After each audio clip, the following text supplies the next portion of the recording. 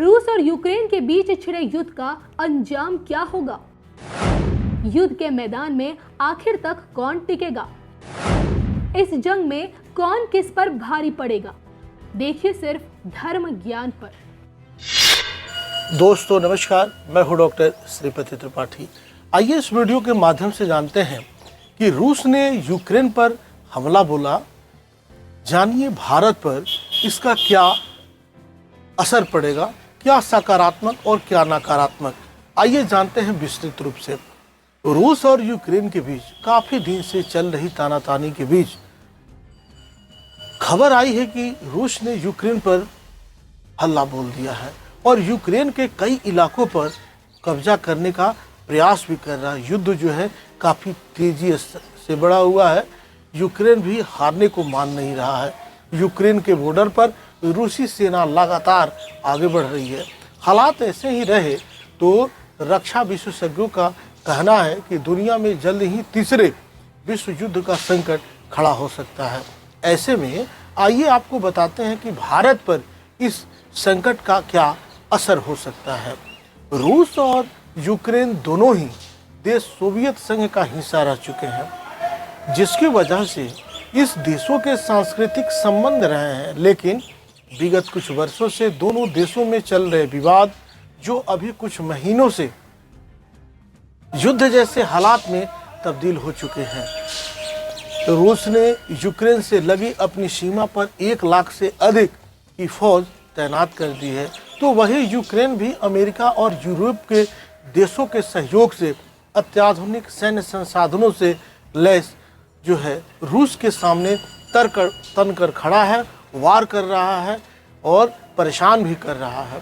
भारत के रूस और यूक्रेन दोनों देशों से अच्छे व्यापारिक रिश्ते रहे हैं।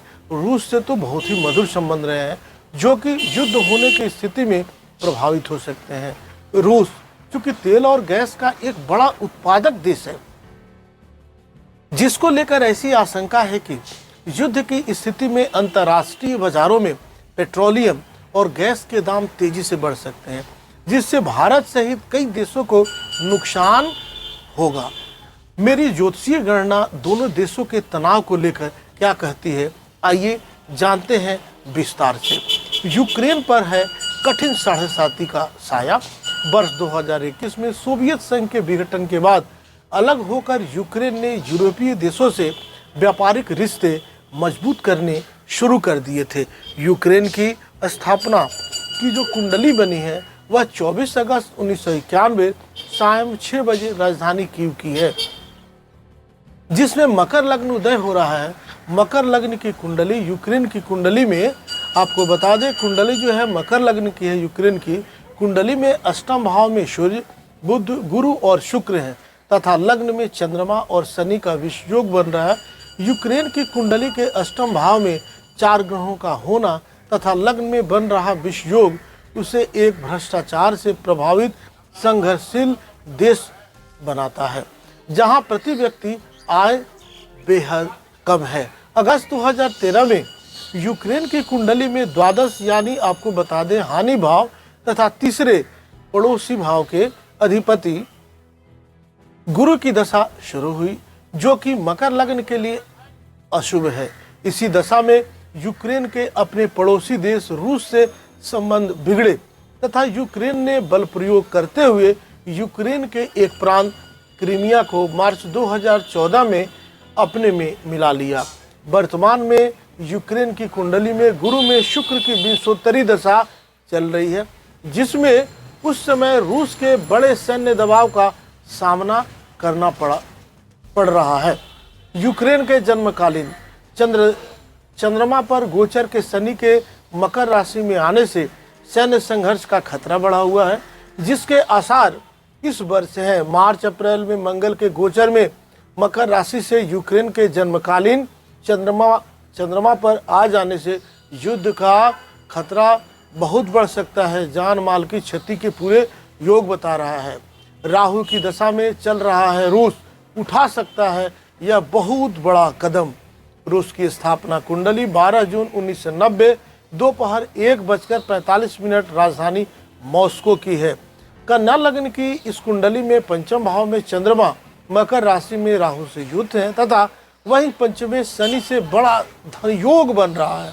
वर्ष 2006 से पंचम भाव में बैठे राहु की दशा में रूस ने बड़ी आर्थिक प्रगति की है तथा वह अमेरिका और उसके सहयोगी देशों को शीत युद्ध के बाद एक बार फिर से अपने तेवर दिखाने लगा है।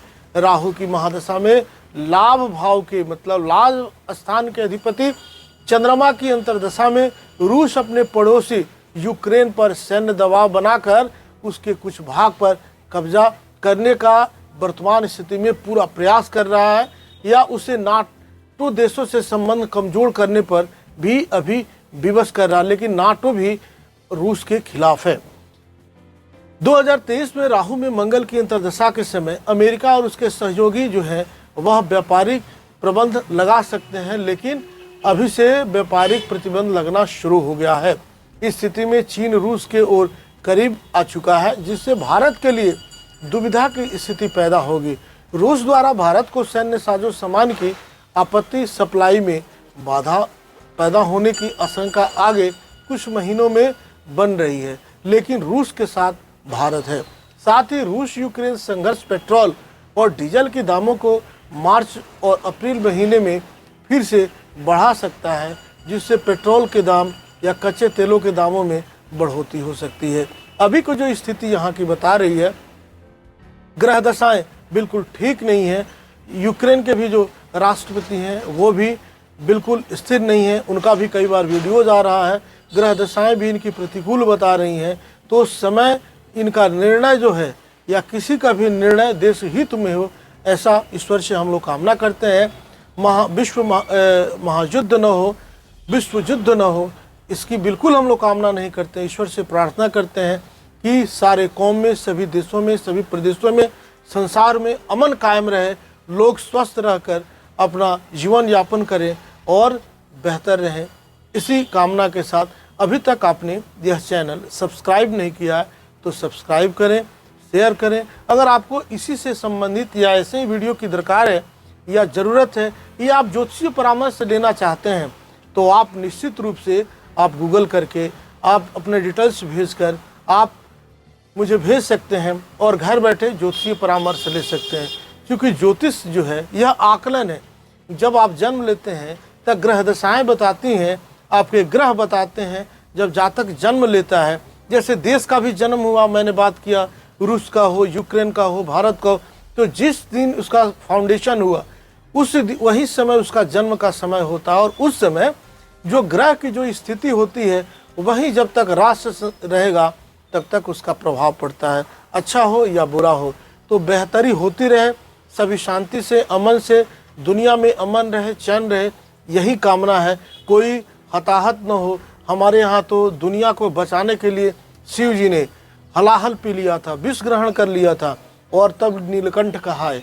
तो किसी भी प्रकार के विश्व में कोई परेशानी न हो, कोई ऐसा शिव जी के जैसा आए और हलाहल यूक्रेन और रसिया का पिए और दोनों देशों में शांति रहे, अमन रहे, यही कामना करते हैं। तब तक के लिए दीजिए मुझे इजाज़त। नमस्कार, जय माता दी, वंदे मातरम।